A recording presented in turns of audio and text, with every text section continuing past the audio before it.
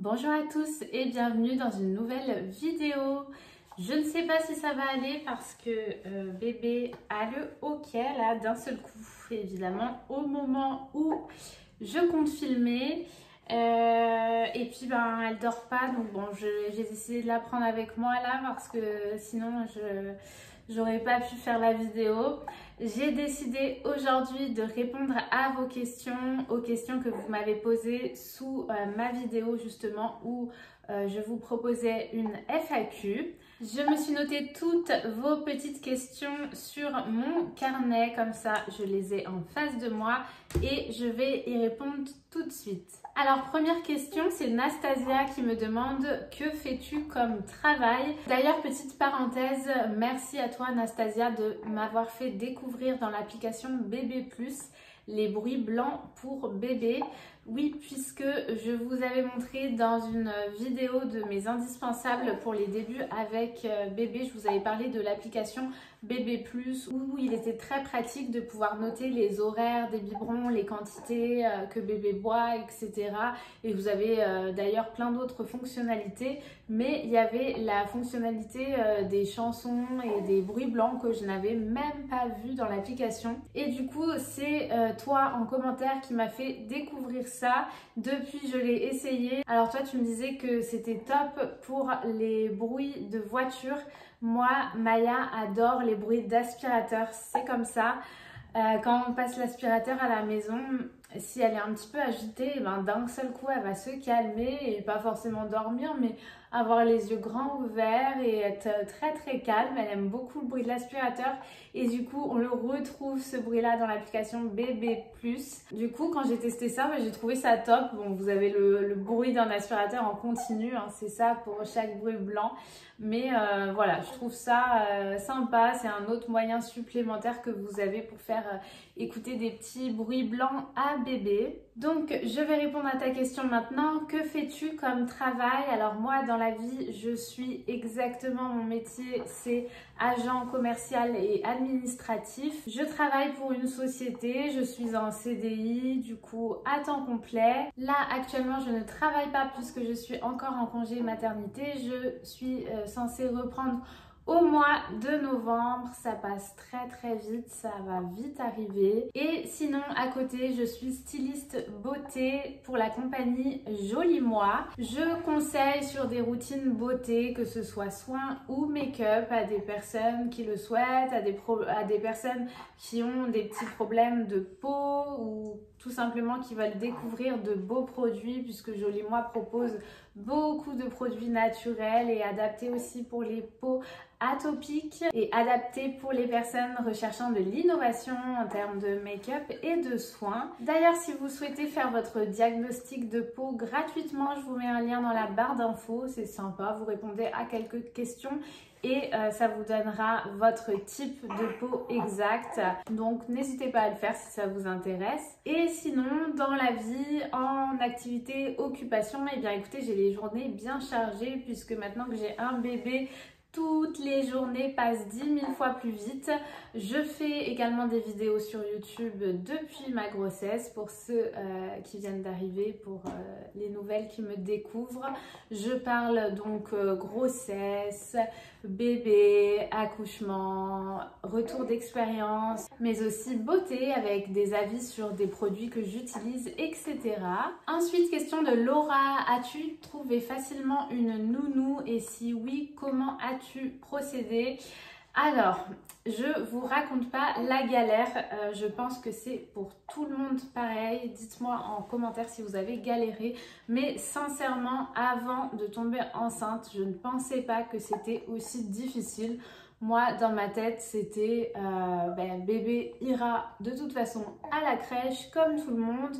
Il aura une place, il n'y a pas de souci. Eh bien non, ça ne se passe pas comme ça du tout. J'aurais bien aimé que mon enfant Maya aille en crèche, mais malheureusement je n'ai pas trouvé de place. Il faut savoir aussi une chose que je n'étais pas au courant du tout lors de ma grossesse, c'est que les commissions pour entrer en crèche se font en avril et mai, à peu près dans ces zones-là. Et du coup, si votre bébé naît juste après, donc moi c'est le cas pour Maya, elle est née en juillet, eh bien le bébé ne passera pas en commission. Donc soit vous avez de la chance, vous avez quand même une place où il y a des désistements et vous arrivez à avoir de la place, soit votre enfant passera en commission uniquement l'année prochaine. Donc moi, c'est ce qu'on m'a répondu quand je me suis inscrite en crèche. On m'a répondu que bah non, moi c'était un bébé à naître, donc prévu pour juillet, et que du coup, elle passera en commission avril-mai prochain pour une potentielle rentrée en septembre prochain. Donc vous imaginez bien, ça fait genre 1 an, faudrait que j'attende 1 an pour peut-être qu'elle ait sa place en crèche. Donc c'est pas possible, c'est une solution que je ne peux pas envisager malheureusement. Donc il a fallu que je me débrouille à trouver un autre mode de garde. Donc ensuite, qu'est-ce que vous avez comme solution? Eh bien vous avez les nounous agréés dans le libéral.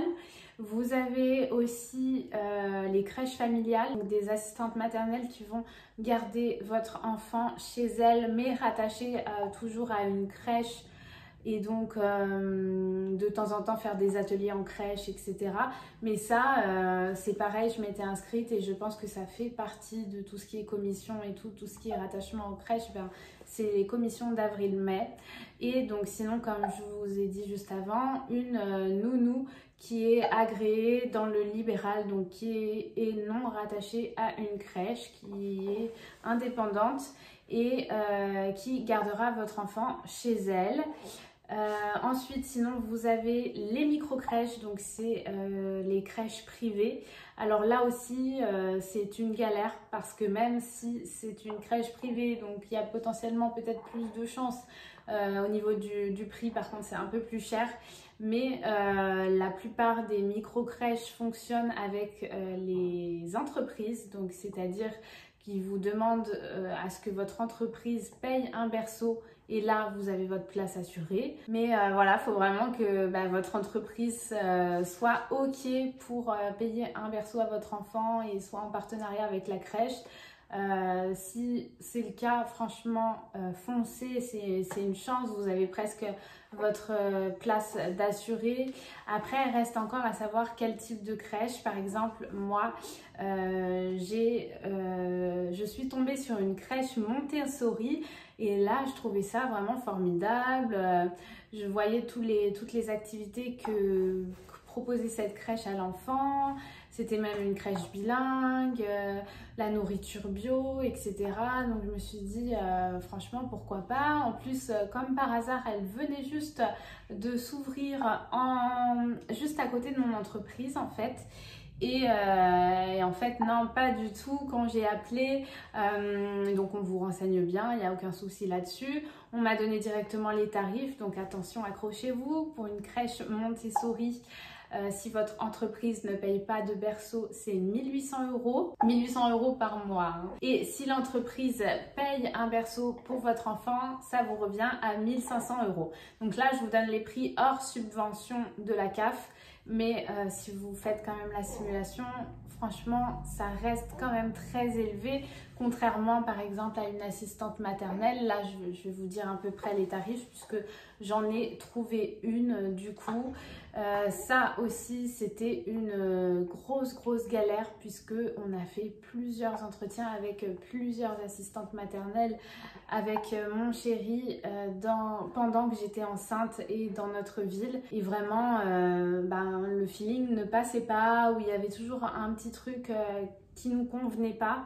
Et quand c'est pour votre enfant, je pense que vous êtes quand même plus méfiant. Voilà, c'est quand même, votre enfant va y rester toute la semaine, toute la journée. Après, ça dépend combien de jours il vous faut de garde, mais voilà, vous avez quand même envie d'être en confiance et d'avoir une bonne impression, du moins une bonne première impression, hein, même si on ne connaît jamais vraiment la personne, c'est quand même important d'avoir une bonne première impression. Du coup, on a fini par en trouver une vraiment à ma fin de grossesse, et encore, c'est une qu'on n'a même pas cherchée, parce qu'il faut savoir que du coup, on a imprimé les listes de la mairie qui recensaient toutes les assistantes maternelles, et pendant toute ma grossesse, on faisait une par une, on téléphonait, parce qu'il y en a plein qui vont vous dire direct, non, pas de place, non, pas de place, non, pas de place avant 1 an, pas de place avant 6 mois, pas de place, pas de place. Voilà, ou qui vous mettent sur liste d'attente. Et dans le lot, il y en a quelques-unes qui nous ont dit ok, on se rencontre et tout. Et il faut savoir que je m'étais pris hyper en avance et on trouvait pas. Et après, on a carrément abandonné la liste de noms. On s'est dit bon, il nous reste encore le temps avant l'accouchement. Et je pense que du coup, on était un petit peu désespérés, un petit peu saoulés que ce soit aussi compliqué, qu'on nous ait pas prévenu avant et tout, parce que ça c'est des choses auxquelles franchement on n'y pense pas forcément avant d'avoir un enfant, de est-ce que ça va être facile ou pas. Enfin, on se dit qu'il y a des structures et qu'il suffira d'inscrire notre enfant, mais non, ça ne se passe pas comme ça. Et du coup on avait lâché l'affaire, et puis je m'étais inscrite dans un site internet Nounou Plus ou Nounou quelque chose, je sais plus, c'est pas Nounou Plus, c'est Nounou quelque chose. Si ça vous intéresse, je vous donnerai le nom en commentaire. Vous pouvez vous inscrire, mettre votre annonce, et également les assistantes maternelles peuvent s'inscrire. Les deux parties peuvent mettre des annonces. Le site a des options payantes et gratuites. Moi j'avais fait une annonce juste gratuite, donc en expliquant que voilà, j'avais un bébé à naître en juillet, et que je cherchais une garde pour tant de jours à partir de tel mois. Et ça, donc je l'avais fait au moment, au tout début, où on recherchait des assistantes maternelles. Et après, on avait carrément lâché l'affaire. J'ai jamais eu de réponse sur ce site-là, jusqu'au moment où, vers la fin de grossesse, une dame nous téléphone. Et donc je réponds, et là c'était une assistante maternelle justement agréée dans le libéral qui avait vu mon annonce sur ce site-là et qui me disait que les 2 enfants qu'elle gardait actuellement rentraient à l'école en septembre, et donc elle avait besoin de 2 nouveaux enfants, de renouveler un contrat avec de nouvelles familles. Et donc là, je me suis dit, écoute, pourquoi pas, on va la rencontrer. De toute façon, on n'a toujours rien trouvé jusqu'à maintenant, donc on va la rencontrer, ça coûte rien. Et franchement, on y allait un petit peu en mode, on avait été tellement saoulés de tous les rendez-vous qu'on avait fait et de ne pas trouver que bon, on allait la rencontrer, mais bon, on avait peur encore une fois d'avoir une déception ou autre. Et au final, ça s'est très bien passé. On a eu un bon feeling par rapport aux entretiens qu'on avait fait précédemment. Bon, j'en ai pas fait non plus 10 hein, des entretiens. J'en avais fait 4-5, mais qui n'ont mené à rien. Donc voilà, et du coup, là, on avait trouvé. Donc on s'était dit qu'on laisse passer la grossesse, tout ça, l'accouchement, et après on la rencontrerait avec notre enfant. Donc voilà, j'espère répondre à ta question. Non, ça n'a pas été facile pour trouver une nounou. J'ai d'abord fait toutes les inscriptions dans toutes les crèches du coin, que ce soit même crèche privée ou crèche publique. Je n'ai pas eu de place, et ensuite j'ai fait mes recherches sur les assistantes maternelles agréées. Vous pouvez trouver la liste sur la mairie, normalement même le site de la mairie vous fournit la liste, et ensuite à vous d'appeler, de voir où sont situés les nounous par rapport à chez vous et faire un entretien avec elles. Ensuite, quel âge as-tu? Ça vous avez été plusieurs à me le demander. Donc j'ai 27 ans. Il y a Coralie qui m'a demandé si je pensais avoir un deuxième enfant bientôt, c'est-à-dire d'ici dans les 2 ans quoi. On aimerait avoir un deuxième enfant qui ne soit pas trop éloigné de Maya. Après, d'ici dans les 2 ans, je ne sais pas. J'aimerais bien qu'ils aient environ 2-3 ans d'écart. Mais voilà, encore une fois, on verra si on y arrive, si c'est possible. Ensuite, tes projets, donc les projets, on va dire dans les 5 ans, ce que je vois pour moi dans les 5 ans, c'est déjà, eh bien, si je peux continuer à faire mes vidéos parce que j'aime beaucoup partager avec vous. Après, en projet plus personnel, du coup, eh bien, comme je vous l'ai dit juste avant, un enfant supplémentaire, un petit frère ou une petite sœur pour Maya serait vraiment l'idéal dans les 5 ans toujours, même un peu moins j'espère. Ensuite, on aimerait beaucoup regarder pour acheter quelque chose, un bien qui soit notre chez nous, puisque c'est vrai que là toutes ces années on les passe en location. J'habite en région parisienne, je ne sais pas si vous le saviez, mais du coup les loyers sont très élevés ici et j'avoue que ça fait un petit peu mal de mettre autant de loyers tous les mois dans le vide quoi. Donc quitte à mettre la même somme qu'on paye dans notre loyer mais dans un crédit, eh bien ce serait déjà un peu mieux. Ensuite on a Mélanie qui me demande si j'ai aimé être enceinte. Alors oui, j'ai bien aimé être enceinte, surtout que pour moi ça me paraissait compliqué au début de tomber enceinte. Si vous n'avez pas tout suivi, je vous invite à aller voir ma vidéo sur le SOPK. Donc j'ai adoré pouvoir être enceinte, j'y croyais pas au début. Ensuite, bon, il y a les petites galères du premier trimestre, ça vous connaissez. Ensuite, le deuxième trimestre, ça allait beaucoup mieux pour moi. J'ai eu un regain d'énergie, j'ai fait plein de choses, plein de préparations pour bébé. J'ai commencé aussi à bien faire mes vidéos pendant le deuxième trimestre. Et ensuite le troisième trimestre, vers la toute fin, franchement j'en avais marre, je suis honnête avec vous. C'est génial la grossesse, mais à la fin moi je faisais plus partie de ces personnes là qui ont hâte d'accoucher et d'avoir leur bébé avec eux, parce que c'était difficile, on ne peut pas bouger comme on veut dans tous les sens, on est fatigué, essoufflé. Donc voilà, après il y a des femmes qui sont en pleine forme jusqu'au bout de leur accouchement et ça tant mieux. Moi j'étais quand même en forme, parce que je veux dire que je n'avais pas besoin d'être alitée et ça c'est quand même une chance, mais voilà, j'en avais marre. Donc j'aime être enceinte, mais c'est pas non plus de là à vouloir y rester le plus longtemps possible. Non, je préfère rapidement rencontrer mon bébé. Combien d'enfants veux-tu? Alors, j'aimerais en avoir 2 ou 3. Déjà, j'aimerais que Maya ne soit pas enfant unique. Je trouve que c'est toujours plus sympa quand il y a une petite tribu, les enfants peuvent jouer ensemble, entre eux, avoir cette complicité, même en grandissant, pouvoir avoir une épaule de sûr sur laquelle compter. Vous allez me dire que tous les frères et sœurs ne s'entendent pas entre eux. Oui, c'est vrai, mais on ne sait pas, peut-être qu'ils vont s'entendre, peut-être que non. En tout cas, j'aimerais leur laisser l'opportunité d'avoir un frère ou une sœur pour pouvoir jouer ensemble. Étant petit, je trouve que c'est hyper sympa. Même partir en vacances quand il y a plusieurs enfants, c'est toujours plus sympa. Les enfants peuvent jouer entre eux. 3, voilà, ce serait dans l'idéal, mais après, voilà, ça dépendra de notre situation à ce moment-là, si on peut assumer 3 enfants ou non. Donc on verra tout ça. Pour l'instant je commence avec un enfant, hein, je commence tout juste, donc on va voir comment tout ça se passe, et puis sûrement un deuxième après 3, on verra bien. Qu'as-tu fait comme études? Alors moi j'ai fait un BTS commerce international. Je vais vous parler du coup un petit peu de mon parcours ensuite.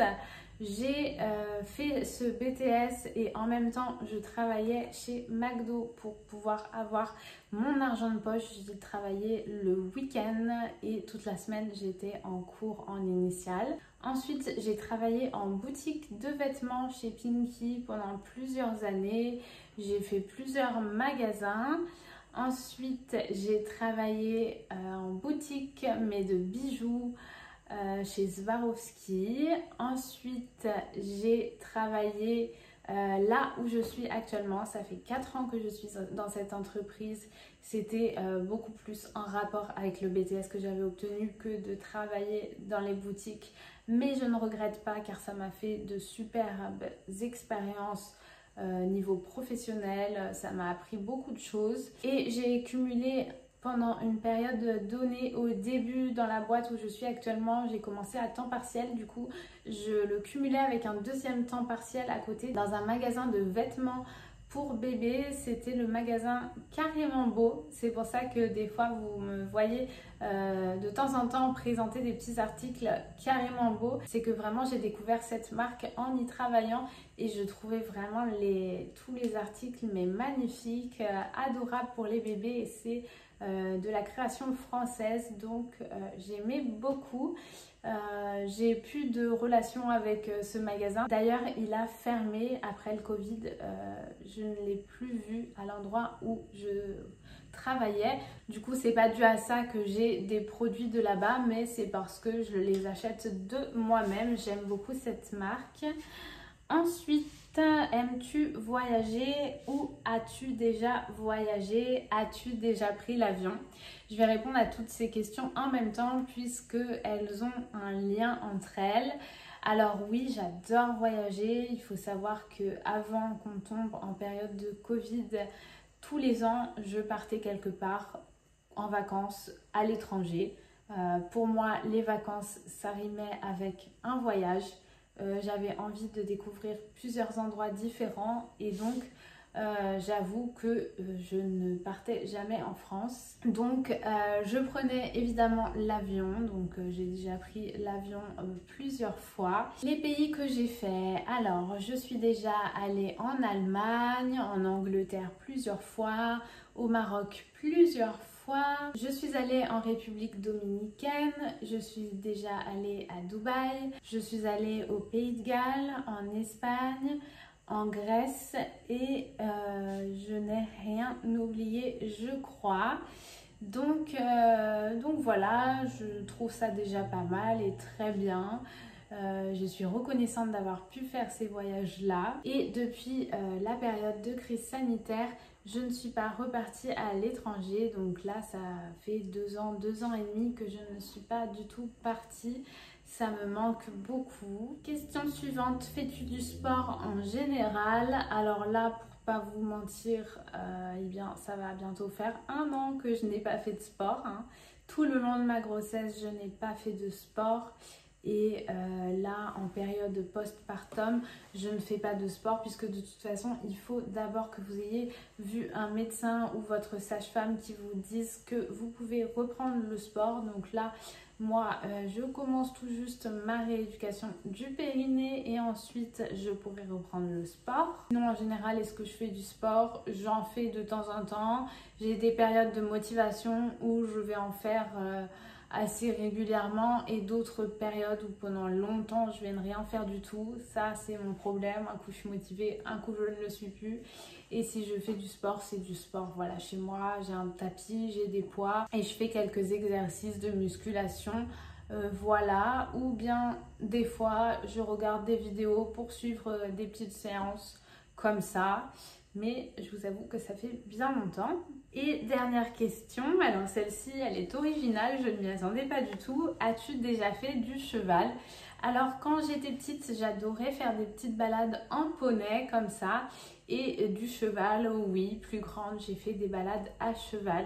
Mais j'en ai jamais fait mon sport, hein. Donc j'ai jamais fait de l'équitation. À chaque fois, c'était des balades guidées. Et voilà pour cette vidéo où je réponds à vos questions. J'espère que ça vous a plu, j'espère que j'ai répondu à tout le monde. Si ce n'est pas le cas ou bien que vous avez d'autres questions, remettez-moi tout ça en commentaire et je ferai une prochaine vidéo partie 2 avec les réponses à vos questions. En attendant, je vous fais des bisous, on se retrouve très vite, bye bye.